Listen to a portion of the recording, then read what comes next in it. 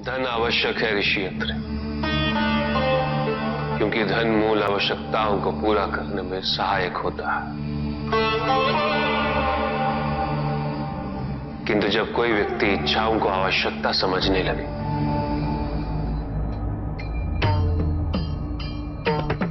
तो धन कितना ही क्यों ना पर्याप्त नहीं होता, क्योंकि इच्छाएं अंतहीन है। इसलिए मनुष्य कभी ना समाप्त होने वाली इच्छाओं की पूर्ति हेतु धन संचय को ही अपने जीवन का लक्ष्य समझ लेता है।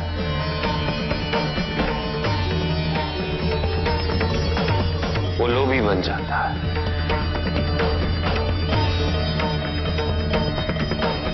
वो भूल जाता है कि उसके जीवन का मुख्य लक्ष्य ईश्वर के समीप आना है।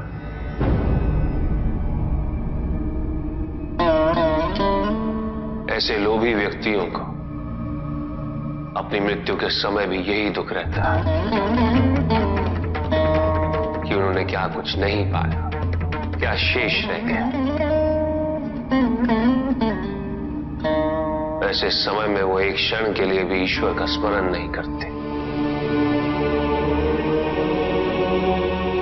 अपने जीवन की निरर्थकता और व्यर्थता का बोध नहीं होता।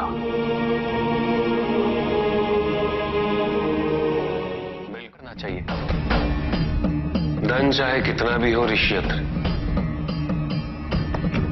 मूल आवश्यकताएं तो केवल उतनी ही। तन ढकने के लिए वस्त्र,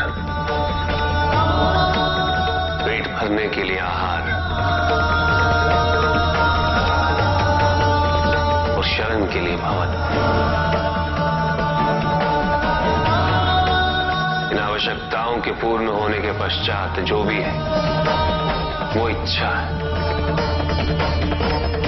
धनी व्यक्ति के पास जो भी अतिरिक्त धन होता है वो उसे दान करना चाहिए,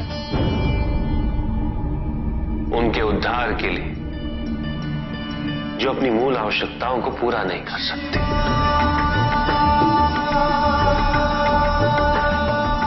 ऐसा करने से संसार में समानता होगी, द्वेष नहीं होगा, सद्भावना बनी रहेगी। किंतु कुछ व्यक्ति इस तथ्य को समझ ही नहीं पाते। उन्हें अपने एकत्रित किए हुए धन से इतना मोह हो जाता है कि वो उसका एक अंश भी किसी और को नहीं देना चाहते।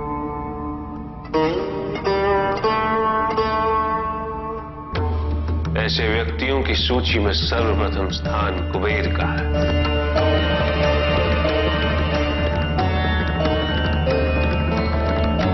इस संसार में सबसे अधिक धन उन्हीं के। शक्तिशाली बनना अत्यंत कठिन है, किंतु उससे भी कठिन होता है शक्तिशाली बने रहना।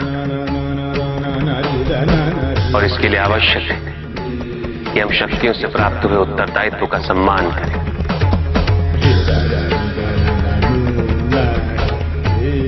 अन्यथा हम स्वयं पर निरंतर खो देते और ये हमारे पतन का कारण बनता है।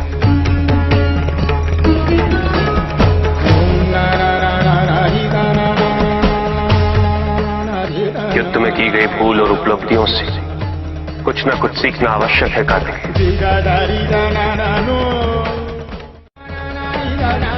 बुराई और अच्छाई के मध्य ये युद्ध निरंतर चलता रहेगा। आज एक अध्याय समाप्त हुआ है, कल दूसरा अध्याय आरंभ होगा।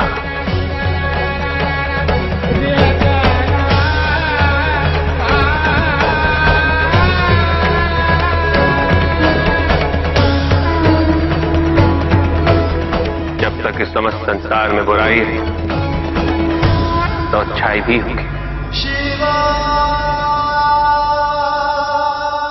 किंतु अच्छाई और बुराई के युद्ध में जीत सदैव अच्छाई की ही होगी।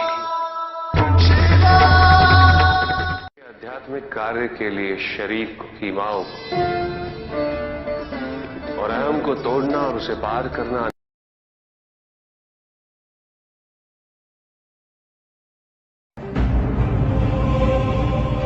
मेरा अपराध क्या है प्रभु? तुम्हारा अपराध था एक त्रिदेव को दूसरे से बड़ा समझना, उनमें भेद करना, उनमें तुलना करना।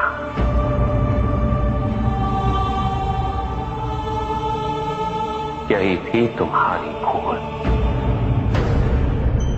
तुम ये समझने में असफल रहे कि त्रिदेव तो एक है, समकक्ष, कोई भी किसी से बड़ा नहीं और कोई किसी से छोटा नहीं, कोई भी किसी से अधिक महत्वपूर्ण नहीं और कोई भी किसी से कम महत्वपूर्ण भी नहीं। तुमने जो कुछ भी किया वो भक्ति नहीं थी निकस। भक्ति के नाम पर किया जाने वाला अहंकार था वो कि तुम्हारे आराध्य सबसे महत्वपूर्ण है। कैसे भक्त हो तुम मेरे, जो ये भूल गए कि तुम्हारे आराध्य के भी आराध्य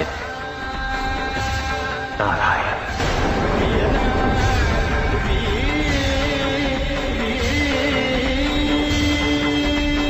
भक्त यदि सच्चा तो उसके पास अपने आराध्य को पाने के अतिरिक्त ये सोचने का समय ही कहां होता है कि उसके आराध्य से महत्वपूर्ण भी कोई है या नहीं। वो तो प्रतिपल अपना ध्यान केवल अपने आराध्य पर ही स्थिर रखता है और जब ऐसा होता है निकस तो ना तुलना होती है, ना प्रतिस्पर्धा होती है और ना ही किसी प्रकार की कोई ईर्ष्या होती है। वहां तो केवल आनंद की अनुभूति ही विद्यमान होती है।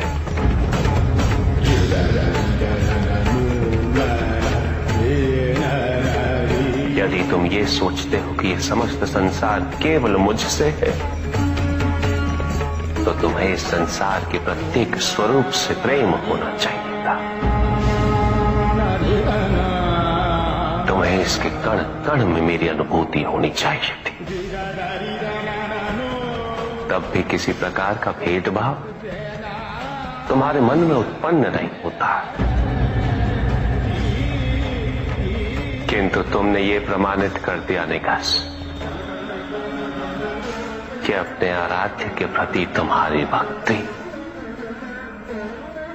वो भी अधूरी थी, अपूर्ण थी।